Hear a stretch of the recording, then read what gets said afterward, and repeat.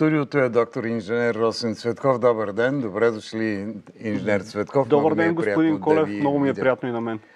Само да кажа, че вие сте университетски преподавател, да кажа и в Военния университет в Велико Търново. Почти един мандат бяхте и зам областен управител.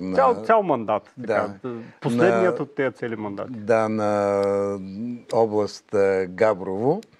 И сега да преминем към въпроса, който ни вълнува напоследък. Аз и за това ви поканих, защото трябва да има човек, който живее извън столицата, за да се коментират някои проблеми. В тези дни Томислав Дончев, той пък за щастие е от Габрово, габровски народен представител, каза, че по плана за възстановяване и устойчивост ние губим 1 милиард и 20 милиона лева, които са предимно за по-малки инфраструктурни проекти и за малките общини. Какво става с тази децентрализация, за която говорихме? За мен децентрализацията не се случва и е спряла. По-скоро сме в обратния процес. Все повече централизация и все повече решенията се взимат в големия град, в столицата, именно в София, защото всички, така да го кажем, политически лостове и закони, които са, ще поговорим след малко и за избирането на народни представители, как става това, води до такава репрезентативност, че малките и средни общини, областите, малки и средни, нямат почти никаква тежест в взимането на решения. И оттам нататък те не могат да устояват собствените си проекти, да защитават определени политики пред хората и пред местното население. И така лека по лека България се обезлюдява. Имаме единствено движение към столицата, нямаме никакво движение на разселване. И аз нееднократно съм го казвал, България се превръща в град-държава, полис от такъв енински тип, в който имаме хиляди бели петна. Вие много добре знаете какво е станало през вековете с градовете държави. Нищо хубаво не се случва, защото когато имаш такива бели петна по картата и имаш огромни такива ненаселени територии или слабо населени територии, другите държави около теб само това чакат, дето се казва, нали? Оглеждат те и казват, ето, вие не развивате тази територия, не ги развивате тези малки и средни общини. За какво са ви? Не ви трябват, вие явно ви стига, един град да имате. И това е нелепо ние да стоиме върху такъв потенциален ресурс. Да имаме златна земя. Една от малкото страни, които 52-3% от площа е обработваема. 52-3 милиона декара имаме обработваема земя. Това е половината от територията. И ние да не може да развием тази държава, да развием потенциала й, а да се бутаме всичките един върху друг. Голяма част от тази земя в скоро време ще изчезне и ще бъде без слънчеви лъчи, тъй като се строят много фотоволтаици, перките, вятърните, които също заемат земеделска земя. Точно така, вие много добре преливаме от темата за възобновяемите източници, която е моя в кавички любима тема, защото в последно време станахме свидетели на въпиющо изграждане на такива фотоволтаични паркове и сме стигнали от там, доколкото си спомням, са над 4000 мегавата инсталираната мощност на соларни и вятърни такива централи. И лошото е, че през хитри такива способи тези проекти намират път и строят върху втора, трета категория земи, върху златни земи. Виждаме го навсякъде, като пътуваме из България най-малкото. Виждаме огромни соларни паркове от порядъка на 300-400 мегавата, които заемат вече десетки и стотици квадратни километри плодородна площ. Някой го позволява. Някой го позволява и аз съм за крути мерки, налагане на мораториум, докато не изградиме национална стратегия за тези възобновяеми източници. Защото в един момент ние ще се превърнем в държава на вятърните перки и на соларните панели. И ще имаме огромен екологичен проблем как да ги премахваме съответно. Тук малко техническа информация. За мен трябва тока да се произвежда там, където се потребява. Това е еко начина, ако искаме да влезем в тая еко-риторика, защото имаш най-малко трансформации на по-напрежение. Тоест, ако имаме на един равен покрив, на един панелен жилищен блок, разположени слънчеви панели, там може много лесно да го комутираме към мрежата и да го потребяваме в съответната жилищна среда. Където имаме панели примерно на 200, 300, 400 км, ние трябва да го дигнем този ток на високо напрежение, на 110 кВт, да мине през няколко трансформации. Данните са хубави, но как можем да регулираме ние това? Затова призовавам политическите формации и партиите да разгледат това, да се наложи мораториум, докато не се изгради една така рамка, в която тя наистина да е в симбиоза с природата наистина, а не да е унищожаваща за природата и не да облагодетелства определени политически формации, защото знаем много добре кои са така свързаните големи проекти в България, че си имат лобита, имат си имена, имат си адреси, знае се кой ги прави и в един момент този ток ще ни излезе през носа. И не само като цена, а и като понижена социална среда, да го кажем, защото те унищожават среда. Който рядко се коментира, ще ви помоля, ако наистина желаете, какъв процент от произведената енергия се използва? Защото ние знаем, че през нощта фотоволтаиците, когато няма вятър и тези перки, които виждаме и те не работят. Въпрос право в десетката задавате, защото голяма част от тази енергия, когато през деня имаме слънце и вятър, хората си казват, ето има слънце, ние сме еко, ние сме такова. Ама ти не можеш да изключиш АЕЦа, не можеш да изключиш тецовете и подвърховите ти мощности си работят. А тези, които са, така да го кажем, има ги, няма ги, плащаме им за нещо, което в енергийния микс до голяма степен през деня не трябва. И през нощта, както казвахте вие, ние трябва да засилиме работата на тецовете, да пуснем или вецове през нощта, за да натрупаме достатъчно мощност да имаме за баланс на енергийната система. Обаче има нещо, извинявайте, че ви прекъсвам, много фирми и фабрики започнаха да си правят собствени паркове. Тези дни обаче излезе и новина, че фотоволтаичен парк за над 350 милиона евро в Германия е спрян, защото се оказало, че ефекта не е толкова добър. И ставаме свидетели на постоянно демонтиране на такива вятърни генератори, поставени на различни места, както казахте и вие, фотоволтаични панели се демонтират, защото се оказа, че ползата не е такава, каквато ни обещаваха либералните среди в Европа. И се оказа, че с тази енергия не можеш да градиш тежко машиностроене. Не можеш да имаш електродъгови пещи, не можеш да имаш тежко машиностроене. Можеш да имаш вятърничева икономика, така да го кажем, която не е устойчива в бъдещето. Но за жалост ни бутат на там и цяла Европа се деиндустриализира. Виждаме го по всички статистики си личи. Така е, но даже и за тези ветрогенератори имахме гости от Франция преди известно време. Казаха, че те нанасят сериозни щети на почвата, на микроорганизмите, на животните, които са около тях, птици и така нататък. Така е. Това е реален проблем и... Дори и на хората, които живеят наблизо. Абсолютно реален проблем е това, което казвате и трябва да добавиме, че се правят такива лицемерни в Европа и на местно равнище се правят такива лицемерни политики, които по никакъв начин не можем да наречем еко. Примерно България е един от много големите износители на въглища. Да. Защото нашите тецове не могат да работят на пълен капацитет. Ние изнасяме въглищата с влакове, които минават през сръбската граница. Там биват изгаряни, защото Сърбия не плаща такива квоти за въглеродни емисии. И ние внасяме тока обратно. Само, че поставяме въпроса колко е еко това. Дали ние имаме на границата някакъв параван да спира лошия въздух, защото за това го правим. Ама разбирате ли, всичко това зависи от хората, които ни управляват. Тези хора ние си ги избираме, ние гласуваме за тях. Ще кажете, ние не ги избираме, но не е така.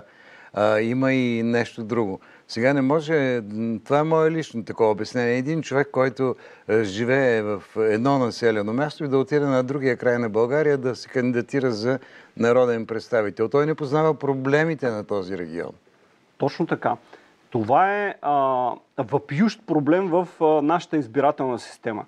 Искаме уседналост на гражданите. Вие като човек от Дряново не може да отидете да гласувате за някой в Стара Загора. Да. Не може да бъдете издигнат за кмет на друго населено място, освен което ви пише на личната карта и където си ви адрес. Не можете да бъдете издигнат за общински съветник. Но всеки може да бъде издигнат за народен представител в който район иска. В който район иска. Без дори да е стъпвал, крака му да е стъпвал там. Има такива случаи. Вашите зрители трябва много добре... Мнозинството от случаи са такива. Сядат партийните велможи на една маса, всички листи са пред тях и казват: Пенчо, ти си ходил във Варна. Да, един път бях на море. Ти ще си водач във Варна. И този човек става народен представител от Варна, от Велико Търново, без кръка му да е стъпал там. И така. Да. Той не знае дори географията на района. Не знае колко общини има там. Не знае какви са водоизточниците. Не знае дали има проблем с тока, с водата. Не познава. Той не милее за този край, защото той не е отраснал там. Най-малкото му съседите не го знаят къде живее, не могат дето се казва да го намерят, да го набият, ако нещо прави лошо. Той няма отговорност, защото родители и приятели не са му там. И той един ден, защото той няма вечни депутати, доколкото сме чували, един ден той ще се върне в Дряново или в Велико Търново. Някои изкараха така доста години. Да, има такива случаи. Да, има случаи, които хора ще се пенсионират депутати. Но в общия случай той ще се върне в родното си място, ако е съответно избран от региона, който представлява. И ще се върне и ще има отговорност пред гражданите. Приятелите му ще го дърпат и ще кажат: ей, ти защо взе това решение? Защо взе онова решение? Защо не помогна тук да имаме вода? Защо не лобира за нашия язовир, за нашия водопровод? Когато спуснеш едни послушници по места, които нямат нищо общо с регионите, аз си направих труда и направих статистика, че над 50% от депутатите не са местни жители на съответните области. Да. И не са репрезентативни за съответните области. Случва се и нещо друго коварно, което поради спадането на население в съответните области, пример ще дам с област Търново, народните представители бяха 8, от които се избираха. Поради падането на населението с новата статистика, там се избират вече 7 мандата. И познайте кои мандати се вдигат. Вдигат се в столицата. Само искам да ви кажа това, което говорихме преди малко, понеже това предаване се излъчва на живо в YouTube и зрители пишат: видях едно интересно така на Галя Атанасова. Тя казва, че соларите трябва да бъдат забранени на плодородна почва и цитира нещо, което не съм го знаел. Хумусното вещество, 1 сантиметър от него, се образува за 100 години. А можем да го унищожим? Точно. Защото тези панели под тях няма светлина. Там не никне нищо. Отделно вятъра, когато повее, той отвява този хумусен слой, за който говори госпожата. Да. Той се образува много трудно. Виждаме по примера какво става с Украйна. Аз съм бил в Одеса, бил съм в Киев, виждал съм влакови композиции преди войната, на които Украйна изнася хумусния си слой за хубавите градини в Северна Америка, да кажем. Това да изнасяш най-голямото си богатство, да изнасяш хумусния слой на почвата. Но това, че 1 сантиметър се образува за 100 години... Това не знам за колко се образува. Може би е специалист в тази област. Възможно е. Не го казвам, Госпожа Атанасова и за това го е казал. Да. Със сигурност понижава характеристиките на почвата. Добре, понеже заговорихме за тези неща, аз ще ви каня да коментираме и друг път тази тема. Но тъй говорихме за фотоволтаиците, за ветрогенераторите. Обаче нека да кажем и няколко думи за безжичните технологии. Как те влияят на здравето ни? Вие тангирате към предния ни разговор, който направихме с вас за вредата от мобилните телефони. Наскоро участвах преди, може би 1 или 2 седмици, участвах в една научна конференция, на която изнесох 2 доклада на тая тема, свързани с вредата от мобилните телефони.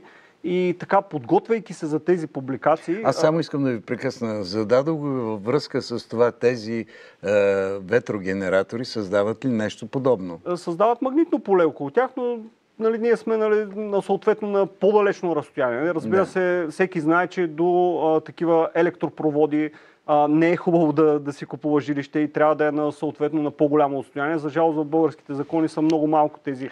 Малки са отстоянията, малки са тези санитарно-хигиенни зони, но това казвах в публикациите ми, става дума за кълъвчета и за различни опаковки на телефона, които повишават излъчването, тъй като действат съответно като бариера за електромагнитните вълни и телефона си вдига мощността и ни облъчва няколко пъти повече.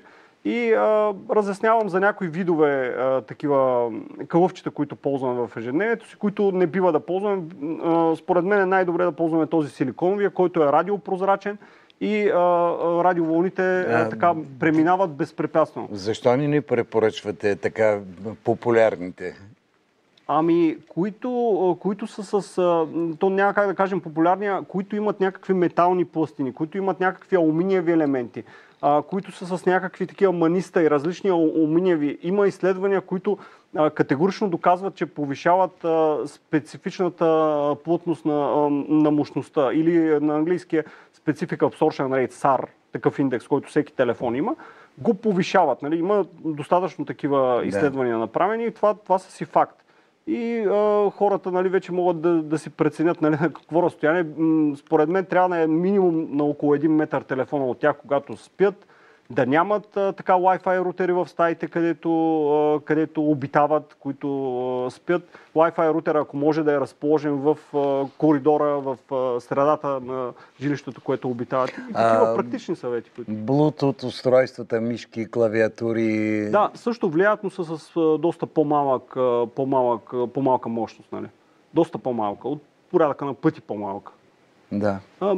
Ако, вече за жалост има хора, които с хиперрадиочувствителност се нарича болестта, най-добре да ползват слушалки с кабел, които не са свързани с някакви Вие бяхте казали предния път, че да избягваме да ползваме телефон в асансьор. В асансьор, в кола, на открито, когато сигналът е много малък. Когато сме на 1-2 чертички, също. Защото телефона, когато искаме да набереме някой, ще даде всичко от себе си да се свърже. Той ще мине на най-голямата си мощност, за да се осъществи комуникацията. Да, и по-добре да изчакаме, да сме на по-голям обхват. Разбира се, сега, ако сме в гората нещо и ни грози някаква опасност, разбира се, че ще комуникираме. Въпросът е такива хигиенни навици, които ние може да си изградим. Колата я казвам по повод на това, че колата е затворена метален кафес, подобен на асансьор, в който може да го приличиме на микровълновата печка, където ние заключваме радиомагнитните вълни, особено по-новите коли, които имат различна степен на екранизация на стъклата. Те натрупват електромагнитното поле вътре. И ако говорим продължително, по-скоро да отвориме прозореца, и вътре плътността на мощността ще е доста по-малка. Много интересно звучат тези неща, но както виждате, непрекъснато виждаме хора, които пътуват и говорят с часове. Особено тези новите коли имат най-различни такива Bluetooth системи, Wi-Fi системи, и те ни блъскат вътре с електромагнитно поле.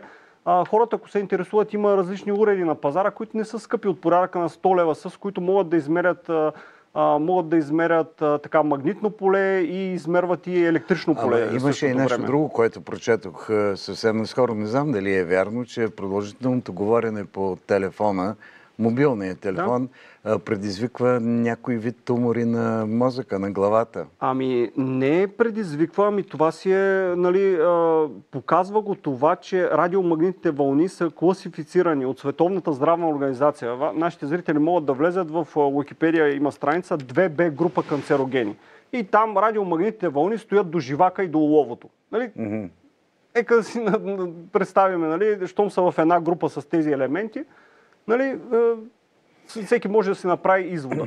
Разбира се, няма такива емпирични изследвания или емпирични, ще рече, опит с натрупване, защото тези изследвания са така, никой не би се навил да финансира такива продължителни изследвания. Първо, че ще е много скъпо и никой няма интерес, защото така, ролята на нас като потребители на тези устройства е да се учиме, да четем и да разбираме какви са опасностите, защото никой няма да ти каже, прекалената експозиция е вредна. Ние не казваме не потребявайте, а казваме регулирайте експозицията си, регулирайте по колко време стоите на телефона, по колко време говорите. Колко е безопасното време, което трябва да отделяме на ден, за да говорим по телефона? Различно е, защото ако водиме разговори, в които телефона ни е поднесен към ухото, е едно. Друго е, когато говорим на високоговорител, защото радиомагнитните вълни намалят с квадрат от разстоянието, нали, когато е по-отдалечен телефон от нас. Особено опасно, когато е на ухото ни, нали, по-кратки разговори, минута-две, повече разговори, но по-кратки. Да не говорим по часове, нали, както сме виждали някои потребители да го правят. Се чуят тук защо им се затопля ухото, малкото ухо. А самата конструкция на ухото е като един своеобразен вълновод, който подвежда електромагнитната енергия към мозъка. Особено опасно да споменем, извинявайте, за малките деца. Защото там черепно-мозъчната кутия не е доразвита и радиомагнитните вълни, както казахме за тези кълчета, че са радиопрозрачни, тяхната главичка е радиопрозрачна.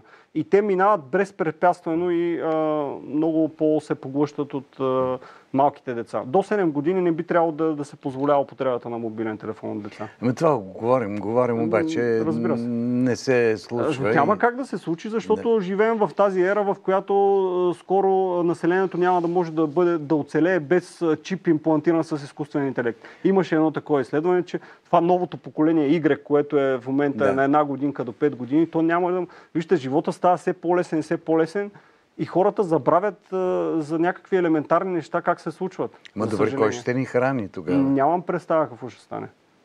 Не трябва да си мислим, че сме на върха на цивилизацията, защото няколко пъти в човешката история е имало такъв кръговрат, тъмните векове, в които ние сме забравили технологии, които ги е имало по римско време и в 16-17 век хората са се чудили, те как са го направили, нали? Ние си мислим, нали, че така, развитието на човечеството е някаква линейна, нали, крива, в която, нали, ние сме в момента на върха, на пика, нали, на това нещо и няма как да вървиме назад. Но само ще почакаме и ще видим. Аз много се радвам, че засегнахме и този въпрос. Той е особено важен, но това, което вие казахте за ветрогенераторите, за фотосоларните паркове е също много важно, защото има един друг момент, мисля, зрители написаха в YouTube, че почвата се третира с химикали отдолу, за да няма растителност, което значи тя е унищожена вече. Със сигурност се пръска с най-различни такива, защото тревата пречи ти всякаква такава растителност, която има, защото ти повишава разходите на поддръжка на този соларен парк и се третира с нали, такива пестициди, които са пагубни за почвата. Един така последен въпрос. Предстои ни либерализация на пазара на тока. Там... Понеже заговорихме за тези. Да, много правилно питате. Не искам да приключваме така песимистично, но смятам, че много хора ще останат под така... Ще станат все по-енергийно... Хората нямат информация какво ще се случи. Освен това, че нямат информация, но все повече домакинства ще станат енергийно бедни. И има една статистика, в която се кандидатства за такива енергийни помощи. Ние в момента по всички статистики, нали, излизат хората, казват средната заплата расте, подобряваме се, забогатяваме. Ама оная статистика за енергийно бедните домакинства върви на другата страна. Увеличава се броя на енергийно бедните домакинства. Това са домакинства, които не могат да осигурят температурен комфорт през зимата. Започнахме с политика. Искам да завършим с един политически въпрос. Искам да чуя вашето мнение. В сряда ще бъде вота на недоверие към правителството, внесен от Величие, Възраждане и Меч. Според вас, Поред мен, както гледам как са така, механиката на силите води към това, че по-скоро те ще оцелеят. Но, както казах, механично ще оцелеят. Не защото така народът ги е възприел и те са така репрезентативни за народа. Просто механично те ще оцелеят. И математически ще оцелеят. За добро или за лошо ще видим. Но... Благодаря ви, желая ви успех. благодаря. Ще ви се обаждаме, за да говорим по тези теми, които са доста интересни. Трябва да информираме нашите зрители. Разбира се. Успех в преподавателската работа и сега е време за реклама.